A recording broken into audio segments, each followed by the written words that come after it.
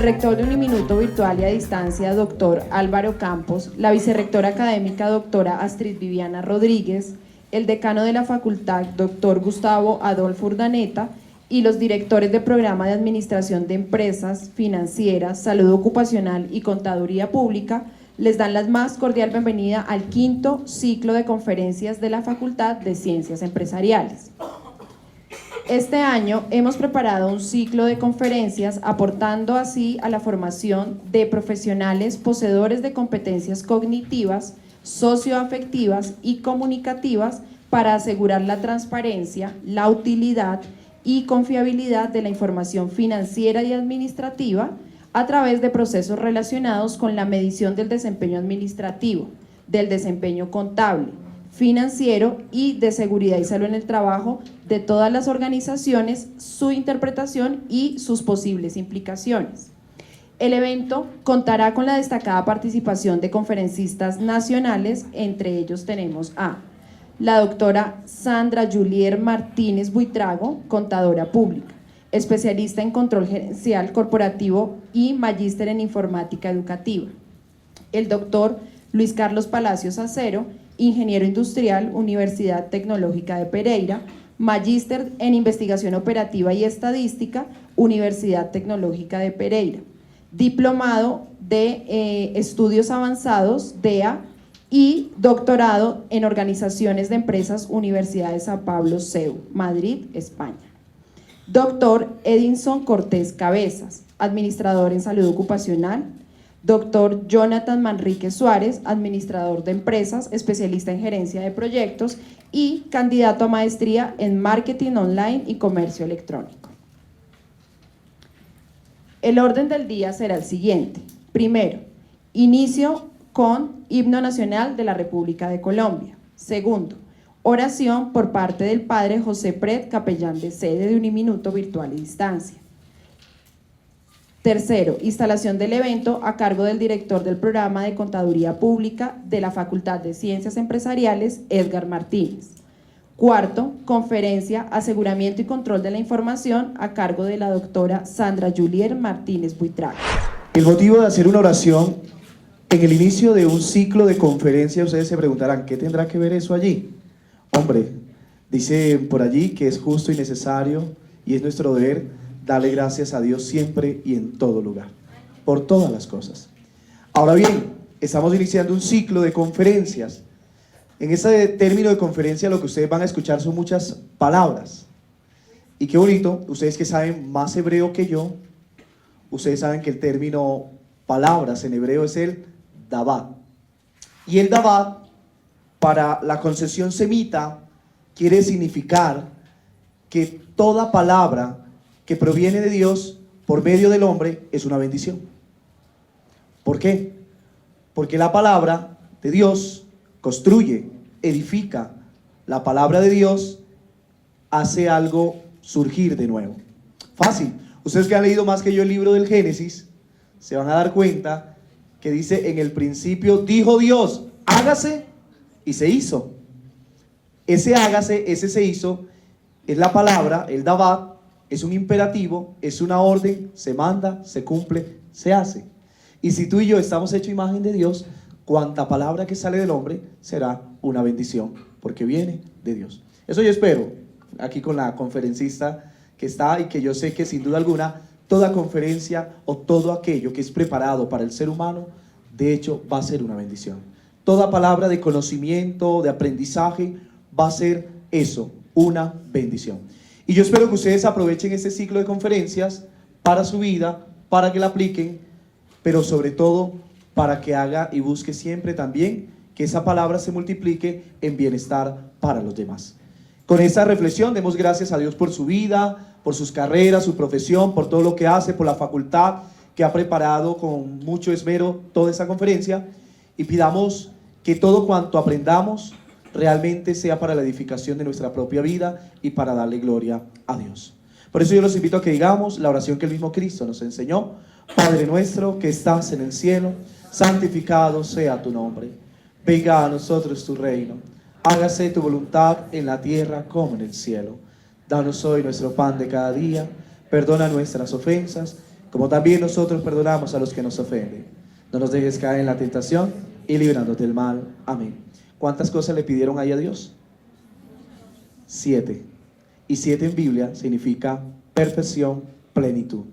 Le están pidiendo una gran bendición del Señor para su vida. Y que Dios los bendiga en el nombre del Padre, del Hijo y del Espíritu Santo. Amén. Muy buenas tardes para todos, bienvenidos. Desde la Facultad de Ciencias Empresariales, en nombre de nuestro decano, el doctor Gustavo Urdaneta, les damos la bienvenida.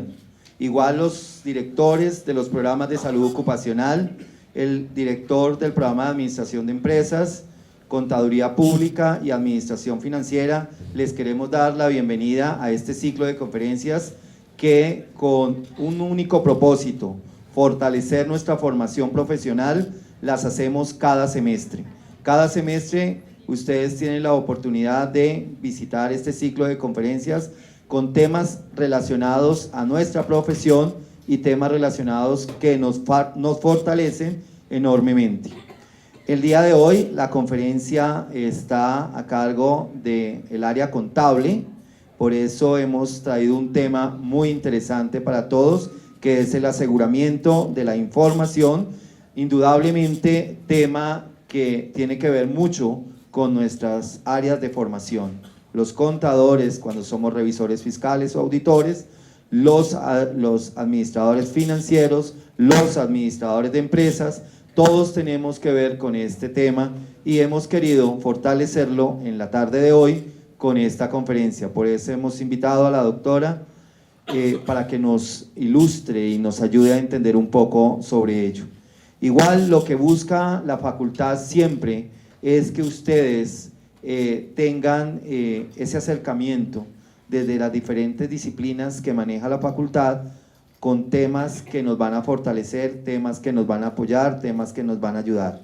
Estamos próximos a nuestros registros calificados, próximos a nuestras acreditaciones de programa y obviamente ustedes, los que están aquí, ya son casi de últimos semestres, pues van a ayudarnos también muchísimo con este tema que se avecina, que es nuestra acreditación de programas y demás.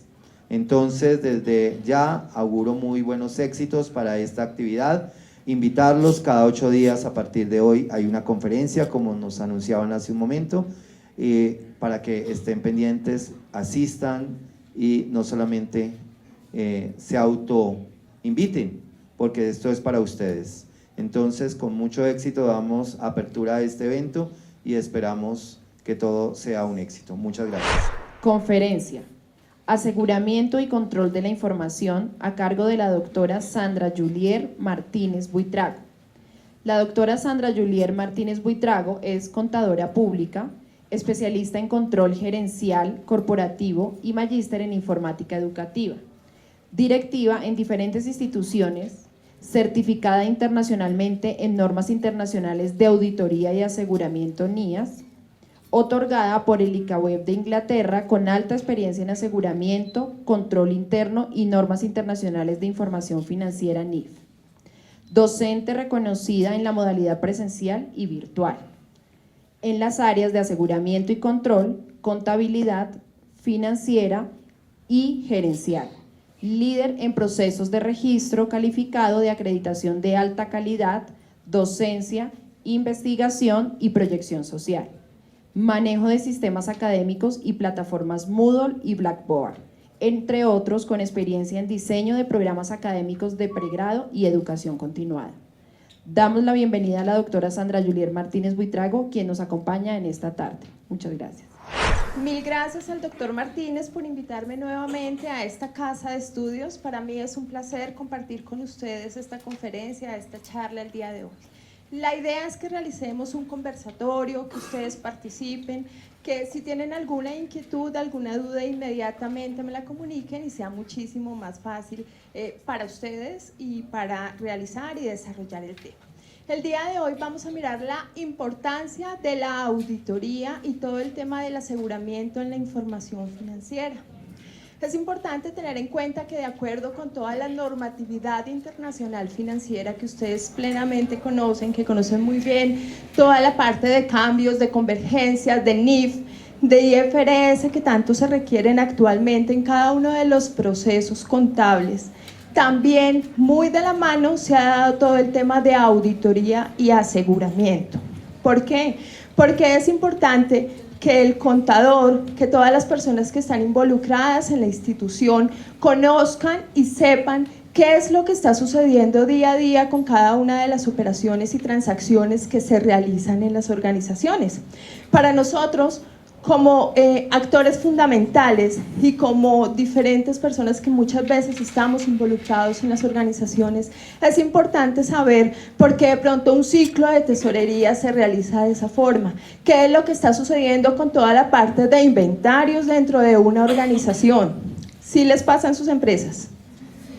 ¿Qué es lo que está sucediendo con los estados financieros? ¿Será que los estados financieros se están presentando de la forma real, de la forma que refleja? ¿Qué está sucediendo, por ejemplo, con las pymes actualmente, que están en todo el proceso de convergencia con una normatividad internacional financiera, porque pues son las exigencias globales? Pero pues obviamente y claramente el auditor revisor fiscal no puede estar alejado de esta realidad y mucho menos puede llegar a realizar un proceso de auditoría, un proceso de revisión de unos estados financieros sin saber qué es lo que se está gestando desde el interior de la organización con todas las operaciones que se realizan. Por ello es tan importante que nosotros estemos plenamente actualizados y que conozcamos qué es lo que está sucediendo con toda la normatividad actual y que no le dejemos eso únicamente al contador, sino que el administrador, el representante legal y todas las personas involucradas, que son los diferentes stakeholders, conozcan y sepan realmente qué es lo que sucede. Han escuchado todo el tema de fraudes y escándalos financieros a nivel nacional e internacional, ¿cierto? Recuerdan Enron, Parmalat, Workon, sin ir más lejos, el carrusel de la contratación aquí en Bogotá, ¿no? ¿Qué sucedió con eso? ¿Qué creen ustedes? Falta de control, una falta de control plenamente establecida, no habían controles o posiblemente estaban los controles pero no se utilizaban y no se implementaban. Por ello es tan importante que nosotros revisemos cuál es la seguridad que se le está entregando a los usuarios de la información financiera, cuál es la seguridad que realmente se está entregando en cada una de las operaciones y transacciones que se realiza, más con una transparencia y con una responsabilidad social.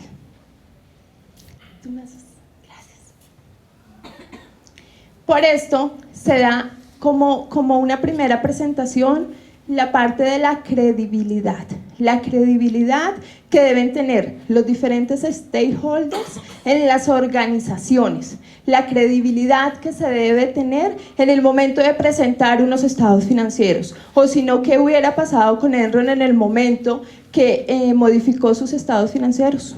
¿Cierto? Que estaban todos los inversionistas, que todos creían que era un panorama financiero muy alentador, muy optimista y decidieron adquirir unas acciones de una empresa que realmente ya no existía. Eso es lo que nosotros como auditores, como revisores fiscales debemos propender para evitar, para que esos riesgos no se vayan a materializar y que posteriormente no vaya a salir en los medios de comunicación y qué pasó con el auditor, qué pasó con los revisores fiscales, qué pasó con los contadores públicos.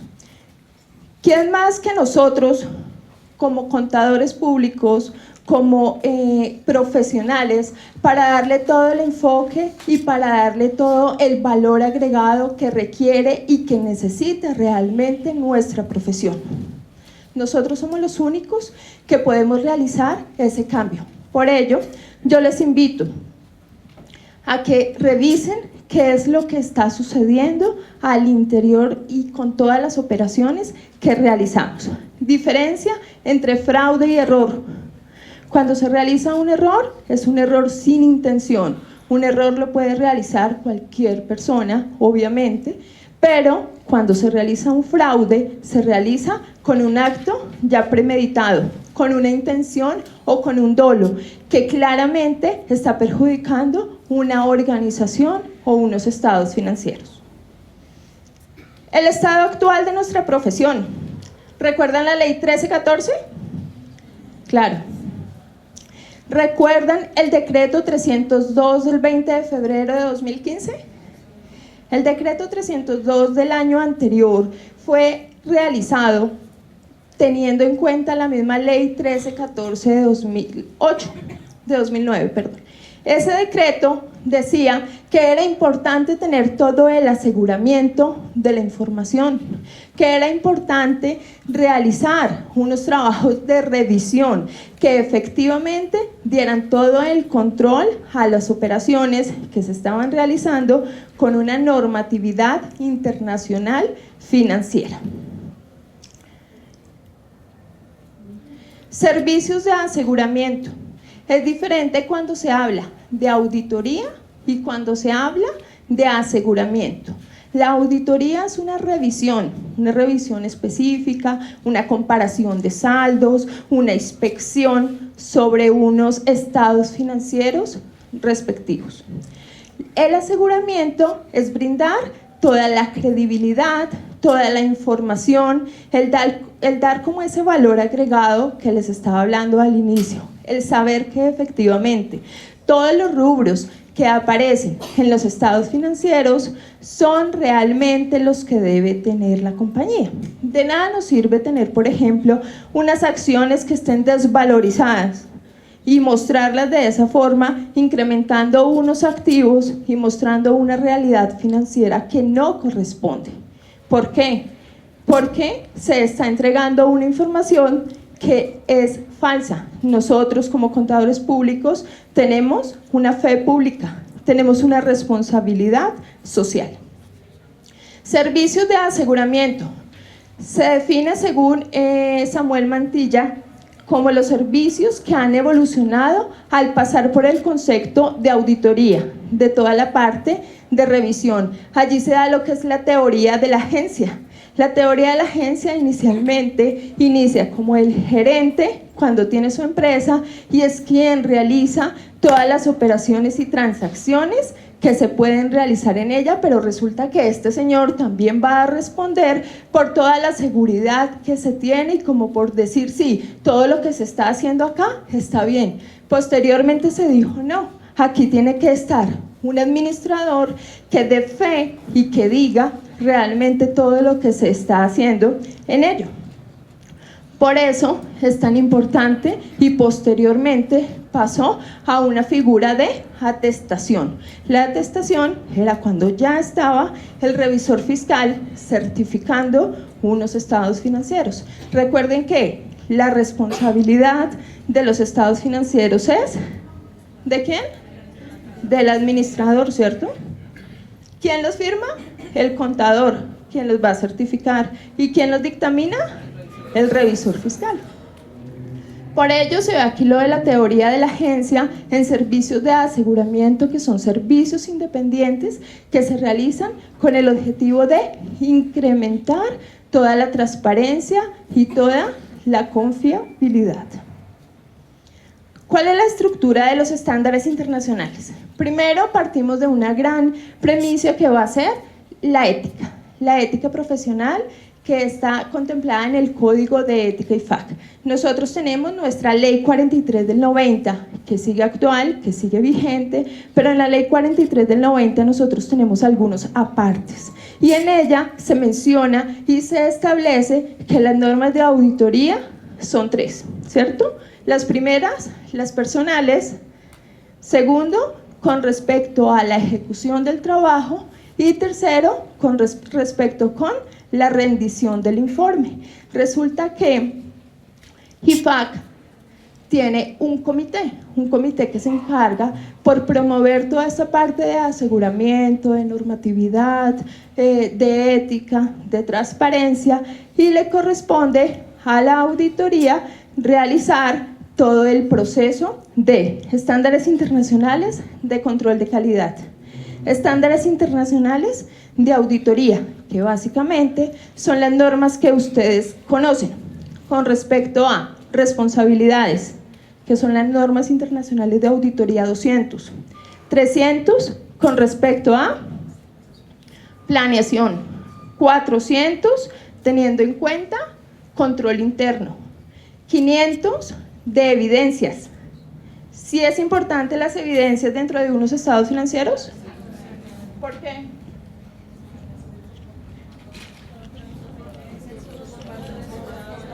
Porque es todo el soporte que se realiza para tener en cuenta y para posteriormente realizar un informe, un dictamen sobre el cual se van a tomar decisiones. La 600, que nos habla sobre toda la parte de trabajos relacionados con auditoría interna, con otros auditores y con auditores expertos que realmente nos puedan colaborar con un proceso de auditoría que más adelante lo veremos. Y la 700, que es muy importante, referente a informes y dictámenes.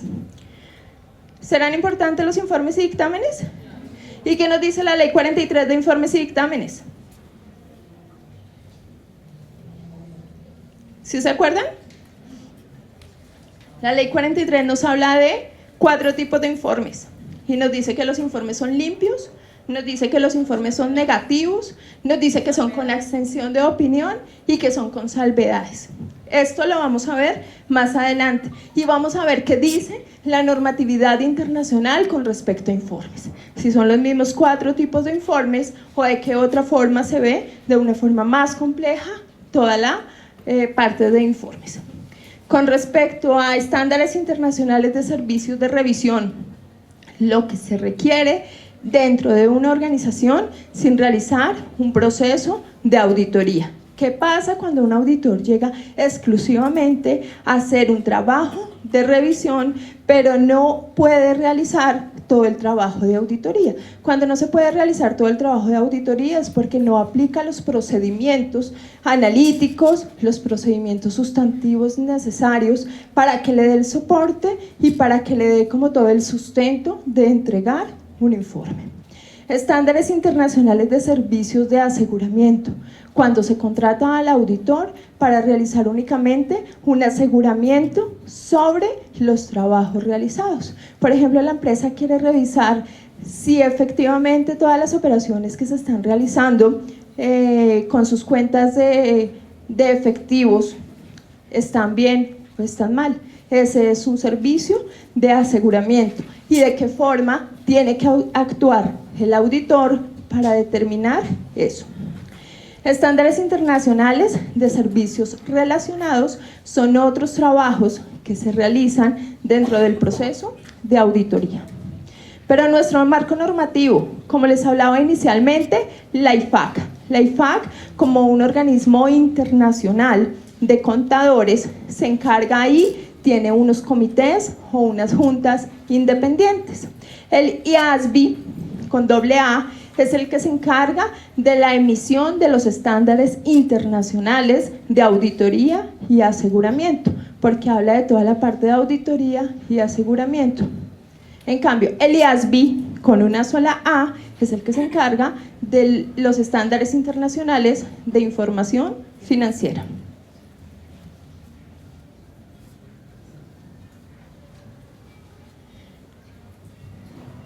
Tenemos la IFAC, que emite y que entrega todos los diferentes estándares internacionales, y el IASB, el Código de Ética IFAC, emitido por el IESBA. El IESBA es un comité o una junta de la IFAC que se encarga de propender, de vigilar y de mejorar toda esta parte de ética profesional, y entonces divide su código de ética profesional en la parte de contadores independientes, contadores del sector público y contadores de las empresas. Ellos definen y tienen claramente establecidos que las funciones que se realizan en los diferentes sectores son diferentes. Por ello es tan importante tener toda la parte de ética y de normatividad dentro de las organizaciones. Cuando surgieron estos fraudes financieros internacionales de Enron, Parmalat y WorldCom, se dio la ley Sarbanes-Oxley. ¿Se acuerdan? La ley Sarbanes-Oxley, el código de buen gobierno, gobierno corporativo, que son todas las prácticas de transparencia que se deben dar al interior de las organizaciones con el objetivo únicamente de crear y de entregar una seguridad, una confianza y una transparencia. Cuando se dio la ley Sarbanes-Oxley, se realizó bajo el gobierno del presidente Bush, y en ese momento se establecía y se tenía claramente la penalidad que se le iba a entregar a cada una de las personas que se encargaran o que realizaran fraudes o delitos financieros, porque ustedes saben que en Estados Unidos esta parte sí se castiga y sí es importante y sí está afectando la vida y pues la hoja de vida y toda la trayectoria y toda la experiencia de los profesionales. Aquí no se ve mucho el tema, pero pues sí sería importante que nuestra normatividad local, nuestra normatividad vigente, ajustara y adecuara algo de ello a nosotros. Yo creo que para nosotros sí esto sería muy importante, y no aquellas personas que realizan tantos delitos se queden ahí como en el impune y no sucede absolutamente nada, sino que al contrario, posteriormente vuelvan a retomar sus acciones y al contrario, perjudican muchas más organizaciones y muchas más empresas. ¿Sí están de acuerdo con eso o no? Eso es muy importante, eso es supremamente importante. Pero resulta que para realizar una auditoría se deben tener unas herramientas básicas. Yo el día de hoy decidí realizar como esta charla y dividirla en 3 partes. Primera, son como las herramientas que nosotros necesitamos para realizar una muy buena auditoría. Segunda, toda la parte de planeación que se requiere, la que nos habla la NIA 300. ¿Por qué? Porque si no realizamos una planeación de acuerdo con lo que está establecido y de acuerdo con los objetivos que están claramente definidos dentro de una organización, pues no se va a cumplir con unos objetivos previstos. Y finalmente, con los informes, que es ya como la consideración y todos los aspectos que plasma el auditor para que la organización cambie, tome unas medidas correspondientes, implemente unos controles, unas herramientas o unos mecanismos que de igual forma contribuyan a cumplir con los objetivos propuestos. Por ello es importante, como una herramienta de auditoría, tener unas bases y unos fundamentos de matemáticas financieras. ¿Cómo van ustedes con esa parte? Es muy importante porque nosotros no le podemos dejar esa parte únicamente a la normatividad internacional contable financiera. También es claro que está presente en cada uno de los procesos de auditoría y aseguramiento, o sino cómo se realiza un proceso integral de evaluación de los estados financieros y de aseguramiento sobre una información que no se conoce o no se maneja. Recuerden que la información puede estar en todos sus puestos de trabajo, en todas sus empresas, en cada una de las actividades que ustedes realizan diariamente, pero si esa información no se maneja, no nos va a servir absolutamente de nada. Tenemos que conocerla. Por ello es tan importante que nosotros tengamos unas muy buenas bases de matemática financiera, que tengamos unas muy buenas bases de estadística, ¿cierto? Porque en auditoría se maneja toda la parte de muestreo selectivo, aleatorio, muestreo total, y ello nos va a permitir aplicar todos los conocimientos que nosotros tenemos en estadística. Y pues claramente toda la parte contable de NIF, porque no podemos auditar algo sobre lo que no tenemos un manejo o un conocimiento total. Pero no solo matemática financiera, estadística o NIF, nosotros también necesitamos la parte administrativa, la parte conceptual, balance scorecard, la matriz DOFA, determinando y conociendo cada una de las debilidades, de las oportunidades, de las fortalezas y amenazas que tiene una organización. Esto va a dar un valor agregado al trabajo realizado. Muchas veces yo les digo a mis estudiantes, es que el hecho de entregar un informe de auditoría, de entregar un informe contable, no es solo, aquí está el informe y adjunto está la cuenta de cobro.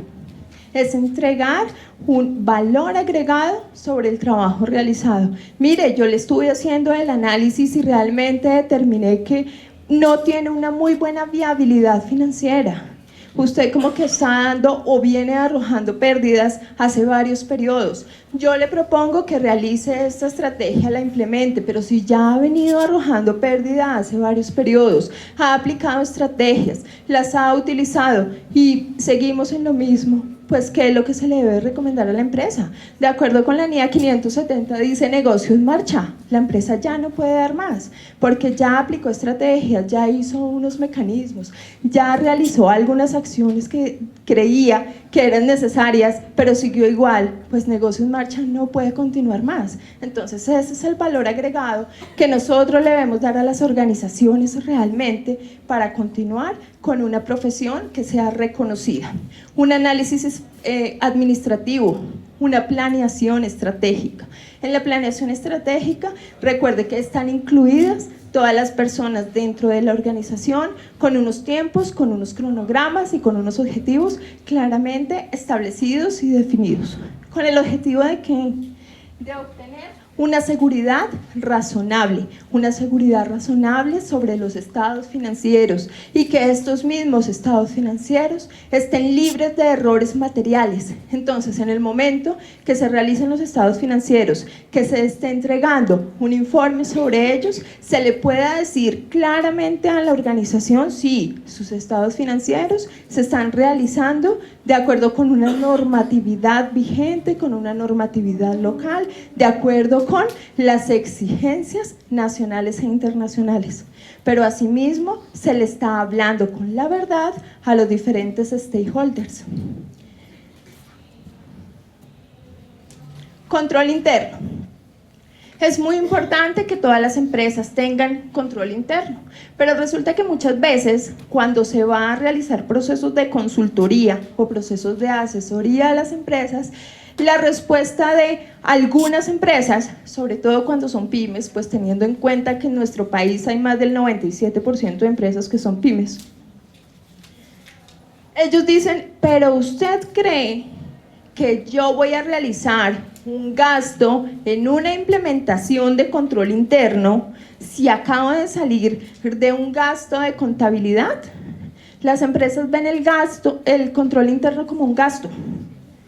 Y no es así. Si ellos supieran realmente, si fueran conscientes de la importancia de control interno, lo primero que realizaría un gran empresario, llámese grande o llámese pequeño, sería la implementación de un control interno. Porque es que allí es donde está toda la parte de la minimización del riesgo. Si se llega a materializar un riesgo, cuáles son las causas, pero también cuáles son las consecuencias y qué es lo que está pasando. Y si se dieran cuenta que con una muy buena implementación de control interno, realmente las empresas salvarían algo de su patrimonio, de sus inversiones, de su capital, realizarían eso y no lo verían como un gasto adicional. ¿Qué pasa con el control interno? COSO ha tenido ya varias modificaciones. COSO se creó como un comité para orientar, para definir, para tener unos lineamientos, unos parámetros plenamente establecidos y que de ellos se derivaran varios factores o varios sistemas de control interno. ¿Han escuchado SARLAF en el sistema financiero? MESI, que inicialmente se creó en el sector público, pero resulta que después el sector privado dijo, es muy importante tener aquí un modelo o estándar de control interno, porque resulta que tiene una autorregulación, tiene un autocontrol y tiene una autogestión que sirve también para las empresas del sector privado. Y si las empresas supieran y aplicaran, tuvieran toda esta parte de estructura general para adecuar un pequeño sistema de control interno cuando se están creando, yo pienso que no existirían tantas empresas en fraude o en liquidación como sucede actualmente. Entonces sí es muy bueno que nosotros realicemos también como esa parte de concientización. ¿Qué puede hacer el control interno? La realidad. El control interno no es un proceso de magia. No es el mago que va a llegar a las organizaciones a crear unos parámetros, unos mecanismos o unas herramientas que luego vayan a contribuir a que van a maximizar sus utilidades, a que van a incrementar toda su parte de clientes, a que van a incrementar sus ventas. No, real y racionalmente. A aplicar unos buenos procedimientos, una buena regulación nacional o internacional, sabiendo que realmente la regulación se debe aplicar, pero que se le debe hacer un seguimiento, que se le debe hacer un control, porque de nada sirve tener un control dentro de la organización si no se le realiza un seguimiento, si no se mira si ese control efectivamente está cumpliendo y está sirviendo con unos requisitos y con unos requerimientos básicos. De nada sirve tener unos controles desactualizados dentro de las organizaciones que permitan toda la parte de materialización de los riesgos. Por ello, ayuda a conseguir metas de desempeño y rentabilidad. Ayuda. En ningún momento el control interno va a asegurar. ¿Por qué? Porque recuerden que el riesgo está implícito en todas las operaciones y transacciones que se realizan. El control interno siempre debe estar presente en toda la parte de clima organizacional, en toda la parte de evaluación, de valoración, en toda la parte de respuesta de los riesgos. El riesgo nunca se va a eliminar, siempre va a estar presente y siempre va a estar latente. Va a ayudar a prevenir las pérdidas de la organización, por lo mismo que les acabo de contar.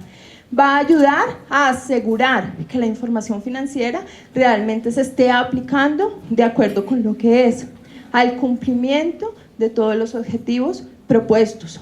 ¿A qué no va a ayudar el control interno? ¿Qué no va a hacer el control interno? Asegurar el éxito, porque siempre se va a tener un nivel de riesgo que va a ser moderado. Recuerden que nunca va a existir una certeza absoluta sobre todas las operaciones que se realicen en la operación. Por lo mismo, porque el riesgo siempre va a estar implícito. Y por más de que se implementen controles para minimizar o para mitigar ese riesgo, siempre va a quedar una partecita que ese riesgo se va a llamar. ¿Cuál? El riesgo inherente, y que después de implementado el riesgo inherente, el riesgo de control y el riesgo de detección, va a quedar otra partecita del riesgo, ¿cierto? Que va a ser el riesgo de auditoría, o que va a ser también ¿cuál? El riesgo que siempre está en las operaciones.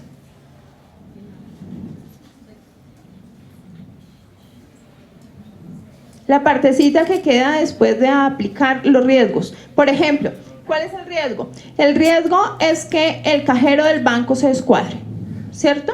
En cada una de esas operaciones, porque recibe consignaciones y porque realiza retiros diariamente, esos van a ser riesgos inherentes. Pero resulta que posterior a ello también hay una persona que va a realizar un control sobre las operaciones que está realizando. Entonces, por ejemplo, sería que el cajero sí le consignó a la cuenta 53 o le consignó a la cuenta 35. Ese va a ser un riesgo de detección, ¿cierto? Porque está detectando. Pero resulta que el cajero tiene una lámpara de luz ultravioleta o tiene una máquina que cuenta billetes. Ese va a ser un riesgo de control, porque el control está ahí presente. El riesgo de auditoría es cuando se realiza una revisión a los estados financieros y en ese momento los estados financieros están susceptibles a que el auditor de pronto no revise unas partidas o unos rubros establecidos. Cuando no se realiza, teniendo en cuenta el muestreo que realizó, va a quedar una partecita de ese riesgo que va a ser el riesgo de auditoría. Segunda parte, desarrollo de una auditoría de estados financieros. Y era cuando yo les hablaba de la parte de la planeación que era tan importante. NIA 300. Si no tenemos una planeación, no vamos a saber a dónde llegar. Si no tenemos una planeación establecida, no vamos a saber con quién contar, en qué momento contar, cuáles son los indicadores que se van a establecer. Y recuerden que para todos esos indicadores siempre deben tener una característica o deben tener una exigencia, que sean medibles, ¿cierto? Lo que no se mide no existe. Deben ser cuantificables, se deben alcanzar en una fecha determinada. Que sí, que yo voy a realizar un cambio en el control interno, pero ¿cuándo?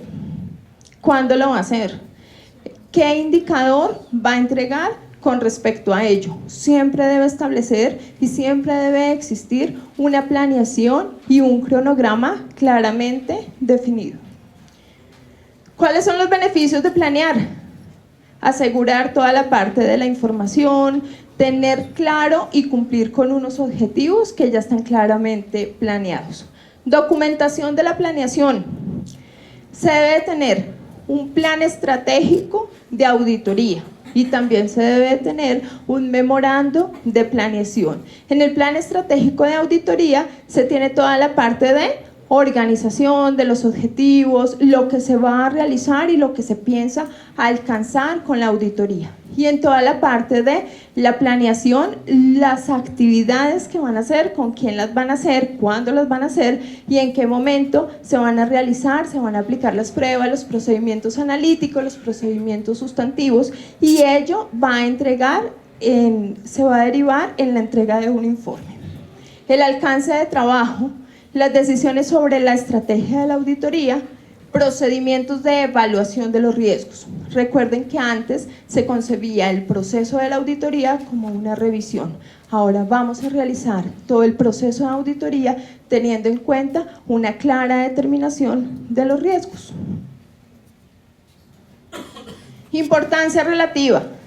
No se le puede dar más importancia a algunas partidas que a otras. Eso es lo que nos dice la norma internacional de auditoría. Ustedes como auditores, en el momento de una revisión de unos estados financieros, no pueden en ningún momento decir que es mucho más importante o menos importante la evidencia encontrada en un proceso u otra evidencia que de pronto se encuentre un desfase, por ejemplo, en el giro de unos cheques por unos centavos. Hace unos años, en una entidad financiera, se descubrió que se realizó un delito, un fraude financiero de esa forma. ¿Qué hacía el tesorero de la organización? Giraba los cheques sin centavos. Esos centavos los iba acumulando y resulta que de esta forma hizo el más grande desfalco, porque alguien decía, no, pero es que los centavos no tienen importancia. Resulta que sí tienen importancia. Para una organización y para unos estados financieros se debe reflejar clara y fielmente cada una de las operaciones y transacciones realizadas. Y así, con esos pequeños centavos, se han descubierto varios fraudes o escándalos. Por ello es tan importante tener en cuenta la importancia relativa. Usted no le puede dar más importancia a la compra de un edificio que a la compra de papelería por su cuantía. Tiene que darle la misma importancia, solo que en el momento de realizar el informe tiene que ser un poco más selectivo y tiene que saber por qué de pronto va a entregar un informe con abstención de opinión o un informe con salvedades, teniendo en cuenta las evidencias analizadas. No puede entregar, por ejemplo, un informe con salvedades porque se dio cuenta que en la conciliación bancaria existía de pronto un descuadre. Usted lo va a mencionar, pero no va a decir, me voy a abstener de entregar un informe porque resulta que realizaron una mala partida o una mala conciliación bancaria. Lo menciona, pero no dejando ese rol como tan resaltado. Es eso, es como el criterio profesional que tanto debe afectar y que tanto debe funcionar en este momento. Riesgo, como ustedes lo saben, el riesgo es la posibilidad de que un evento no deseado se presente en algún momento y que estos riesgos van a tener una causa, van a tener una consecuencia y que teniendo en cuenta ello hay varias clases de riesgos. Los riesgos financieros, de liquidez, de mercado, reputacional, y este último sí que es bien importante y bien peligroso, el riesgo reputacional. Hace unos años o hace incluso unos días salió un problema con Bancolombia y entonces que hackearon todas las cuentas del banco.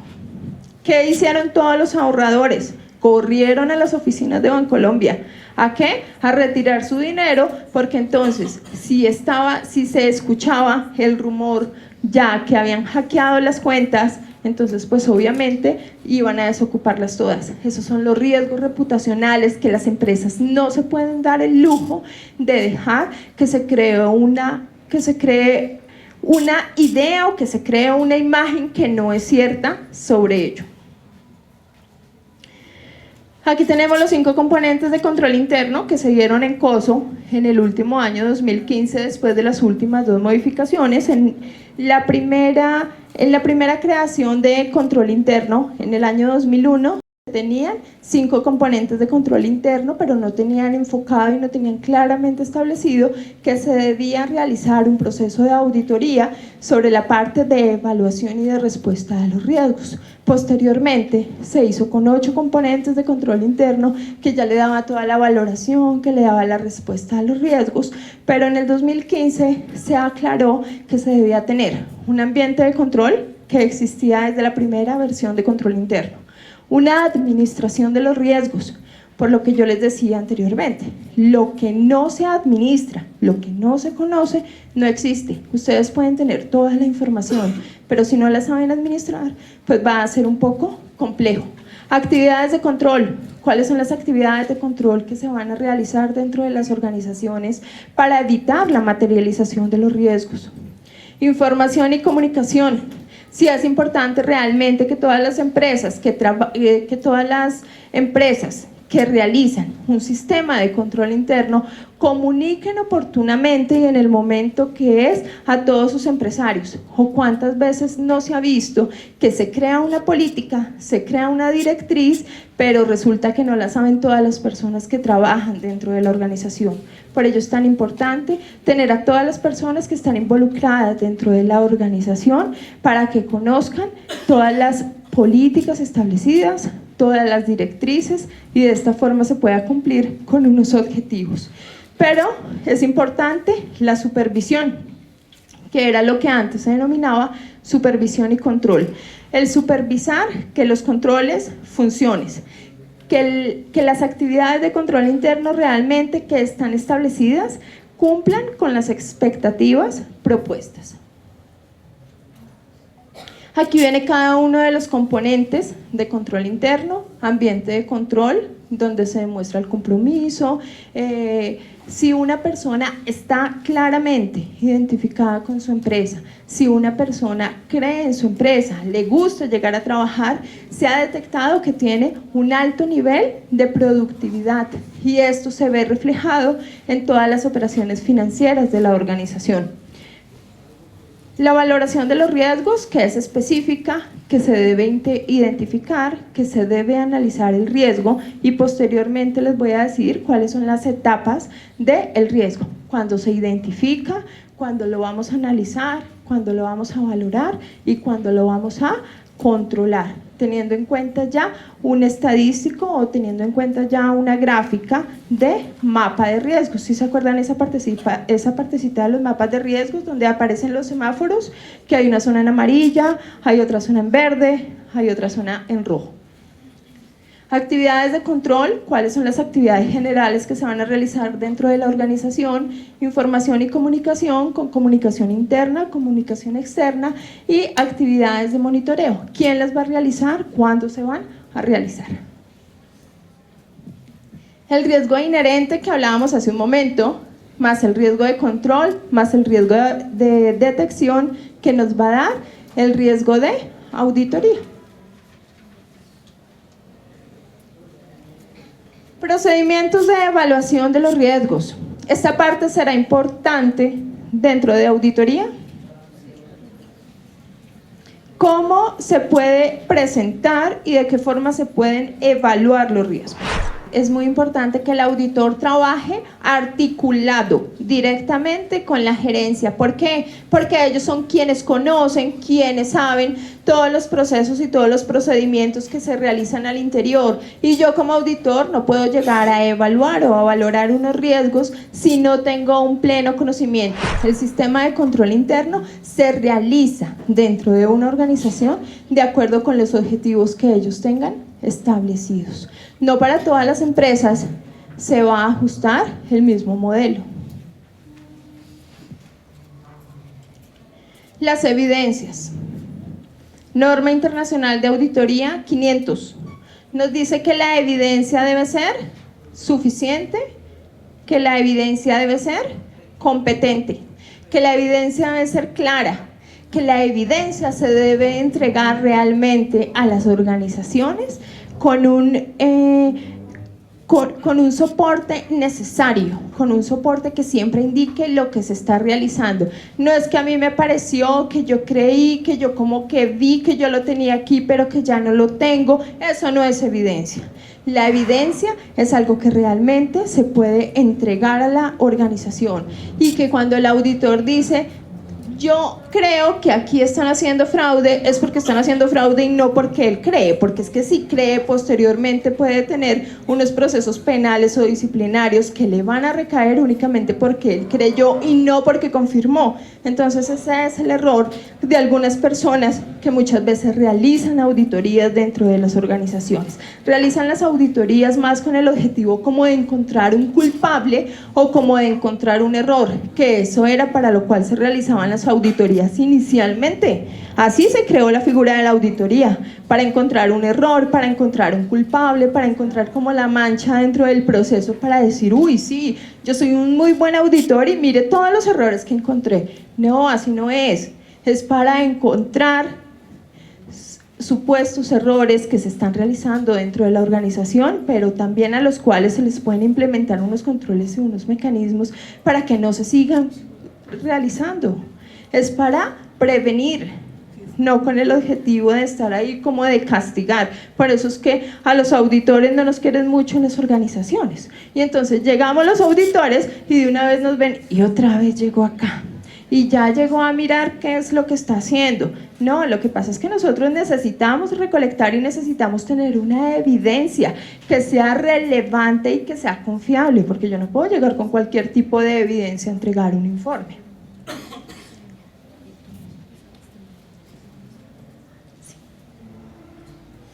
¿Qué hace confiable la evidencia? La obtención, el saber cómo se va a conseguir esa evidencia, que si es de una persona externa, la evidencia va a ser muy confiable, que si la evidencia va a estar en original, es confiable, que si ustedes tienen el soporte de la evidencia va a entregar realmente lo que se requiere. Pero no es que la evidencia, es que me quedó la fotocopia como borrosa, es que la foto quedó movida y no salió, es que yo tenía aquí el video, pero resulta que yo no sé por qué el CD se dañó. Eso no es una evidencia, es el saber qué es lo que se debe entregar y en qué momento, que se encuentre en un formato documental y no oral. Por eso es que muchas organizaciones ya tienen establecidos claramente los formatos, y los formatos, cada uno de los procesos o cada uno de los procedimientos se deben realizar con unos formatos que ya estén establecidos. Es precisamente para evitar ello. ¿Cómo se obtiene la evidencia? De procedimientos de evaluación de riesgos. Es importante, ¿no? Porque cuando se está evaluando los riesgos, se está analizando, se está valorando y se está teniendo en cuenta qué es lo que se debe hacer y a qué conlleva. Procedimientos de auditoría adicionales, procedimientos sustantivos, procedimientos de cumplimiento, pruebas de controles. Todo ello nos va a dar a nosotros el tener una evidencia claramente establecida. Procedimientos analíticos. Para realizar los procedimientos analíticos siempre es importante contar con los estados financieros, con la información financiera que sea comparable. ¿Por qué? Porque le queda muy difícil al auditor revisar unos estados financieros que no estén en dos periodos. ¿Por qué? Se debe analizar, por ejemplo, las partidas anteriores de las cuentas, qué es lo que está sucediendo, por qué de pronto esta cuenta llevaba un dato histórico que no tenía movimiento y de un momento a otro comenzó a moverse. Allí es donde muchas veces se encuentran todos los fraudes y todas las operaciones que no están bien vistas y que no están bien realizadas. Resultados anticipados de pronósticos. Recuerden, la información prospectiva y la información retrospectiva. Entonces es muy importante contar siempre con unas proyecciones financieras, el saber que existen unos presupuestos estimados dentro de la organización, pero también el saber que se van a realizar unos flujos de caja que estén de forma prospectiva, lo que se va a realizar en un momento o en un periodo determinado. Pruebas de controles, pruebas de detalles, procedimientos analíticos, con ellos se detectan claramente los errores. ¿Cómo aplicar procedimientos analíticos a estados financieros finales, no? Aquí hay que tener mucho cuidado con eso. He visto muchos errores en los cuales se hace, por ejemplo, una nueva parametrización de un software, pero el auditor no cae en cuenta o no analiza que en el momento que se cambian los estados financieros a un nuevo software, el software se puede equivocar y comienza a realizar una auditoría sobre los saldos que se entregaron. Pues resulta que eso es un error, porque siempre se debe analizar, siempre se debe mirar toda la parte de saldos iniciales. El saber y el tener que cotejar siempre, cada 1 de enero, los saldos con los que se terminó a 31 de diciembre, porque puede ser que los saldos a 31 de diciembre no sean los mismos a 1 de enero y ahí se está realizando ya un proceso de auditoría que no es consistente y que obviamente no va a ser consecuente con toda la información financiera que se ha presentado de forma también retrospectiva. Que si es una empresa nueva y entonces no tiene estados financieros comparativos, no hay ningún problema. Realice y revise los estados financieros cuando empezó o cuando inició la empresa. Saldo o balance cero. Con balance cero se inician los estados financieros y se van revisando de acuerdo con meses. ¿Que por qué si la empresa inició, por ejemplo, en marzo y nunca tuvo movimiento en un rubro como gastos de representación, entonces ¿qué sucedió en los otros periodos y por qué en octubre se incrementó ese saldo? Ese es el deber que tiene el auditor, el ir a revisar el tercero y mirar por qué los gastos por representación se incrementaron tanto. Realizar la variación horizontal de cada uno de los rubros. El análisis horizontal, el análisis vertical realmente dan y aportan como toda la parte de herramienta necesaria para realizar un muy buen proceso de auditoría. No es que siempre el auditor se vaya a sentar y ahora voy a mirar y hacer el análisis horizontal y ahora voy a hacer el análisis vertical. No, no es eso, es el utilizarlo como una muy buena herramienta que realmente contribuya y que genere a realizar un buen proceso de auditoría. Procedimientos para obtener evidencia, inspección, análisis, el cotejar los saldos, el compararlos, el confirmar. La confirmación con otras personas es importante, ¿no? Únicamente el ustedes llamar, por ejemplo, a un cliente y preguntarle ¿cuántas facturas le debemos nosotros de acuerdo con lo que tenemos acá? Eso es una confirmación externa y ese es un procedimiento de auditoría que se debe aplicar en todo. La empresa realmente cuánto tiene en cartera, llamar a los clientes, llamar a los proveedores y verificar si realmente lo que se tiene ahí es cierto o no es cierto. Esas confirmaciones externas son muy buenas y son muy importantes dentro de un proceso de auditoría. Procedimientos analíticos sustantivos, todos los procedimientos que se implementan en unos estados financieros con el objetivo de detectar si existe algún error, con el objetivo de detectar qué es lo que está sucediendo para poder implementar unos controles.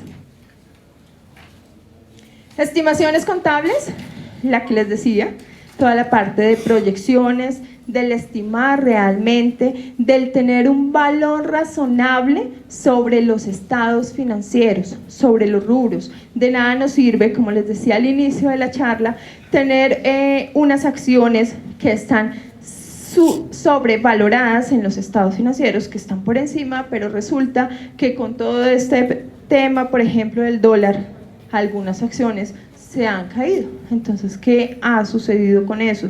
Si están así, valor razonable, entonces se deben ajustar en los estados financieros. ¿Recuerdan el concepto de valor razonable?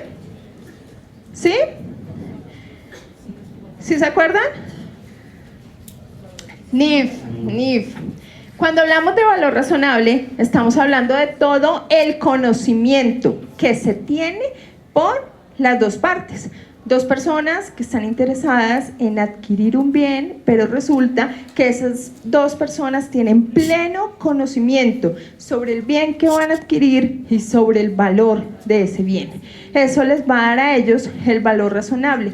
Pero ellos no solo tienen que tener pleno conocimiento de ese bien, sino que también deben conocer el valor de ese bien en el mercado. Por ejemplo, voy a vender un carro, pero resulta que la persona interesada en adquirir ese vehículo debe primero estar interesada en adquirirlo. Yo tengo que estar interesada en venderlo. La persona que lo va a adquirir me ofrece un precio. Yo le estoy ofreciendo otro precio. Pero esa persona tiene que mirar en Revista Motor en cuánto está el carro. Y yo también, porque no puedo pedir un valor por encima de ese vehículo y él no me puede pedir tampoco un valor por debajo. Ese es el valor razonable que debemos tener en cuenta en toda la parte de estados financieros. Si ven que sí es muy importante, y como yo les hablaba al interior, tener las herramientas claras de normatividad internacional financiera, porque cómo evaluar, cómo valorar unos estados financieros si no se conoce matemática financiera, si no se conocen las normas internacionales de información financiera, si no se tiene unos conceptos de administración, si no se tiene unos conceptos de estadística. Esto es muy importante porque la auditoría se realiza de forma integral. En la auditoría ustedes van a revisar, por ejemplo, toda la parte de renta. No, es que yo no sé renta. ¿No? Y entonces, ¿cómo va a realizar un proceso de auditoría? Tiene que mirar si efectivamente la renta se está realizando y se está presentando con los anexos y con todos los requisitos y con toda la normatividad actual en Colombia. O si no, ¿cómo va a realizar una revisión de unos estados financieros en los cuales una de sus operaciones principales está el de presentar impuestos y tener una obligación con el Estado? Allí es muy importante el ser integral. Hechos posteriores al cierre, todos los hechos que pudieron haber ocurrido en los estados financieros. No, que yo como auditor entonces revisé y entregué un informe, pero entonces posteriormente a ello me di cuenta que habían realizado unas operaciones y se me olvidó incluirlas en el informe. Error. ¿Y ahí qué va a hacer? No, pues a mí me da como pena llegar otra vez a la empresa y decirles que no, que yo me equivoqué. No, señor, la norma dice, usted tiene que darle alcance al informe que emitió. Usted tiene que ser responsable y tiene que ser consecuente con todo el trabajo que está realizando y tiene que decirle a la empresa lo que realmente usted realizó para posteriormente que ellos tomen unas decisiones de acuerdo con lo que usted está haciendo. Pero si usted se queda callado, usted está cometiendo un error grave. Tiene que darle alcance a ese informe que ya emitió. A eso se refiere la ley con hechos posteriores al cierre. Entonces ya se define si fue después de entregar los estados financieros, si fue entre los estados financieros y la fecha del informe, si fue posterior al informe o qué fue lo que sucedió. Pero sí es claro que el auditor tiene la obligación de informarle a la organización en qué se equivocó o cuál fue el momento en el cual omitió alguna decisión tomada o alguna operación que realmente vaya o que esté articulada con todas las operaciones de la empresa. Negocio en marcha, al que ya estábamos hablando. Si la organización realmente no tiene ya una política, si la organización realmente no tiene ya una estructura financiera para continuar, es mejor decirle en ese momento, usted no tiene una viabilidad financiera que le vaya a soportar o que le vaya a fundamentar todo lo que usted está haciendo. Esa es la obligación de ustedes como auditores, el saber, el recomendar y el decirle a la organización en qué está fallando, si está bien o si está mayo. Declaraciones escritas que se deben entregar claramente a la administración. La administración debe saber lo que usted como auditor está programando, está haciendo, de qué forma lo está haciendo y con qué personas lo está elaborando. Consideraciones especiales de auditorías financieras. Aquí es muy importante analizar todo lo que tiene que ver con casas matrices, sucursales, subsidiarias. ¿Recuerdan? ¿Qué sucede, por ejemplo, cuando existe una casa matriz? Pero esa casa matriz tiene varias filiales o varias sucursales y en esas sucursales son diferentes auditores. ¿Qué debe hacer como tal el auditor principal? ¿Ir a revisar cada una de las operaciones de sus filiales y sucursales? No, no puede hacer eso, porque para eso se tiene un auditor en las filiales y en las sucursales. Entonces, debe realizar de acuerdo con el informe del auditor de cada una de ellas, realizar su informe.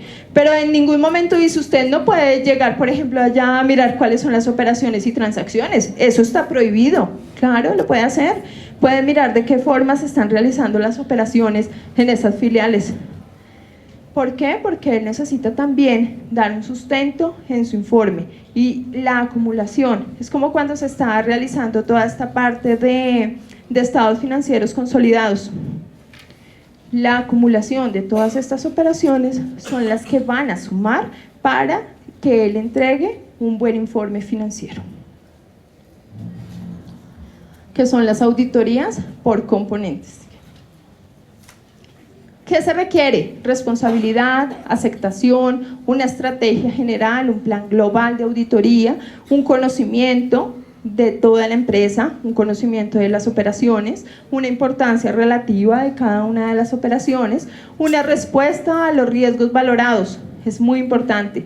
Recuerden que aquí juega mucho toda la parte de respuesta a los riesgos, toda la parte de valoración de los mismos, determinación del tipo de trabajo a realizar, si son componentes significativos o no significativos. Eso quiere decir que estén libres de errores materiales o si tienen muchos errores. Esto se tiene que analizar y se tiene que tener en cuenta para entregar un informe final. ¿Cómo se consolida el proceso? Que sea integral, que tenga un conocimiento de los controles del grupo, que se realicen unas pruebas de detalle, unas pruebas de controles, unos procedimientos generales, evaluación adecuada e integral con una exactitud precisa de cada una de las cifras y cada uno de los rubros. Posterior a ello se tiene la auditoría interna. Cuando llega un auditor externo, determina si es importante la figura que tiene el auditor interno. Pero también no se debe confiar en lo que le dé el auditor interno, porque también debe analizar y debe tener claro todo el concepto que ellos han emitido en sus informes. La auditoría interna tiene varias ventajas, que conoce su empresa, conoce las operaciones, conoce el día a día, no van a perder de pronto tanto tiempo cuando llega un auditor externo a una organización en revisar, en conocer, en tener una estructura claramente definida, sino que la va complementando. En ese momento el auditor externo determina qué tan importante es el concepto de ese auditor interno para sumarle al informe que debe entregar al final. Luego se ve también el caso de los auditores expertos. No es un auditor experto en auditoría financiera, es un auditor experto en otros temas que sean importantes, que sean relevantes como tal para todos los estados financieros. Por ejemplo, el estudio de un suelo. El estudio de un suelo no lo puede hacer un auditor financiero, tiene que hacerlo un ingeniero civil, puede hacerlo un arquitecto. A ellos se les va a llamar auditores expertos. Luego, estos auditores expertos van a entregar un informe que va a ser el consolidado para el auditor financiero que va a aparecer como líder en los estados financieros. Formulación de la opinión y emisión de los informes. Importante. ¿Recuerdan cuando hablábamos de la ley 43 del 90 que decíamos que tenía 4 tipos de informes? El limpio, negativo, con abstención de opinión y con salvedades. Resulta que bajo los lineamientos de las normas internacionales de auditoría y aseguramiento se estiman 3 tipos de informe. ¿Por qué? Porque es que el limpio no existe.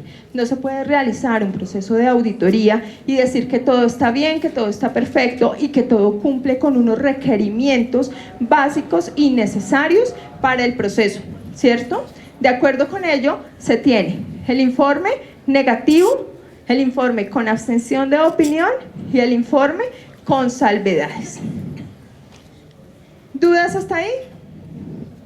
Recuerden que este tema de informes es muy importante para la organización, para el proceso de toma de decisiones, que si el auditor se equivoca en algún momento, debe dar alcance inmediato al proceso. Aquí aparece la formación de la opinión, el tipo de opinión, si es favorable o si es modificada, el contenido del mismo y la relación con otro tipo de información. Notas a los estados financieros, que son las revelaciones, que bajo el concepto de NIF, las revelaciones son supremamente importantes en el proceso. No pueden existir estados financieros sin revelaciones, porque es que las revelaciones son las que nos hablan sobre cada una de las operaciones y transacciones que se realizaron al interior de la organización.